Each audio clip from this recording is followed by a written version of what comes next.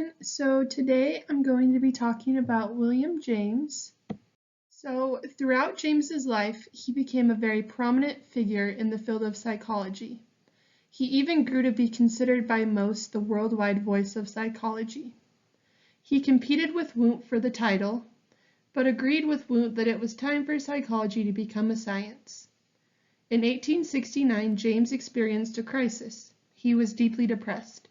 One reason was the possibility that materialism was correct, which meant that anything that happened to him was out of his control. So in other words, his depression was faked. Also, his acceptance of Darwin's theory of evolution just made things worse. According to Darwin, there is natural selection and survival of the fittest. There isn't any freedom or choice. As his depression grew worse, James was influenced by reading an essay on free will, which helped to improve his depression and began his idea of pragmatism. So in 1890, James published his book, The Principles of Psychology, and this book really revolutionized psychology.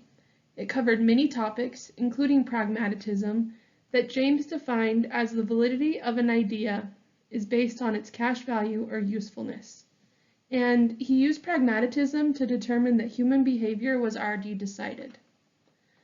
He also covered his idea of radical empiricism, and that's that all aspects of human behavior are worthy of study.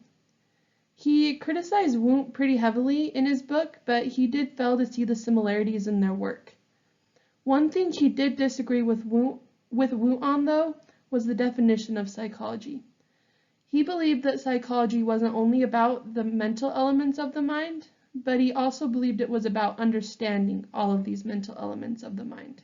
So James had a lot of ideas about consciousness. He believed that consciousness was personal and that it reflects only on an individual basis, so it was foolish to believe and search for elements common to all minds. He also believed that consciousness is a continuous stream and constantly changes, so you don't have the same idea twice. He thought that consciousness was selective, so we choose what we focus on, and some of our thoughts can spur further thoughts, and some never get past that point. He also thought that consciousness was functional. It is what aids in our survival, and this idea saturates all of James' ideas, and it's the point from which functionalism developed. So James also had some thoughts on the idea of habits, and he defined habits as instinct-like patterns that are formed by experiences in one's lifetime.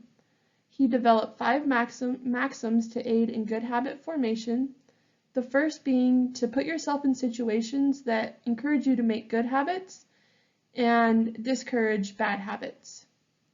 He also said not to act in an opposing manner to the habits you are trying to form, and to commit fully in forming new habits. He also thought that you needed to act like the person you want to be, and that trying to be this person is more important than not trying. And even though all of this might be difficult, he thought it would all be worth it in the end. So moving on to James's idea of the self, he discussed what he called the empirical self, or the me of your personality. And he divided this empirical self into three components, the first being your material self, which is all the material things a person can own, like a house, car, money. Next was the social self, which is the self known by others. Are you a team player, a parent, a spouse, etc.? And lastly was the spiritual self, which is a person's state of consciousness, an example being the ego. He also touched on the self as a knower, which is a person's awareness of his empirical self, or the ego, and he also was the first to come up with the idea of self-esteem, which I'm sure we all know what that is.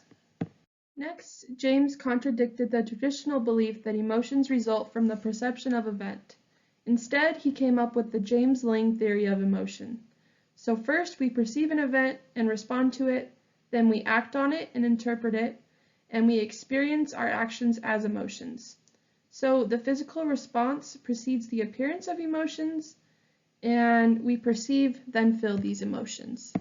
He also came up with the ideomotor theory of behavior, and this explained voluntary behavior.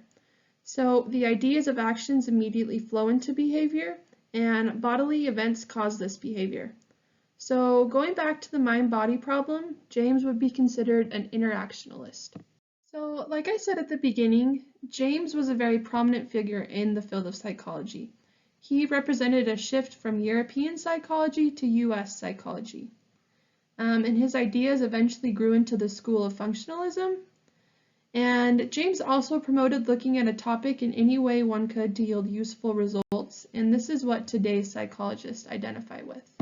And these are my resources. Thanks, guys.